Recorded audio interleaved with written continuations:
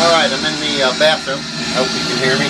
But what I'm going to do is, if you remember my last video, the one previous to this is the wall right here that I was talking about. And what I did originally when I got this boat was I glassed this all in.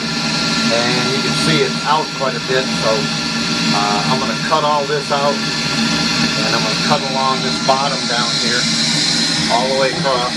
Because I re-glassed all that in.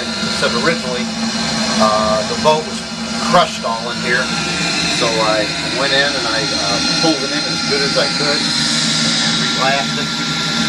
Now I've got to basically cut it, and I've got to bring this section in, because this section right here is pushed out about, probably 3/4 of an inch, and you can see this right here is actually supposed to lay pretty flush against this right here. She's out about 1/4 inch there.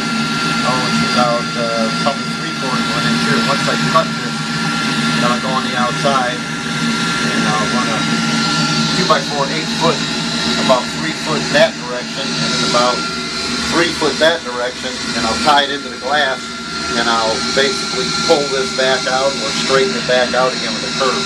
And I got the blower going on the outside, big one, so it'll suck all the dust out of it. And I'm using this vibrator tool here. That's a Diamond blade, and man, this thing is just it's a Harbor Freight Chicago tool, like 15-20 bucks. Hell, I think the blade was just expensive. It's a Diamond blade, and I'm talking this little shit cuts like hell. And of course I do have my mask, and I've got the area all taped up and everything so that the dust don't go all over the boat. And I'm hoping that the blower, well, the big blower, will take out most of the dust. So that's what we're getting ready to do. When we get done cutting, we'll run another video. Say goodnight now. Good night.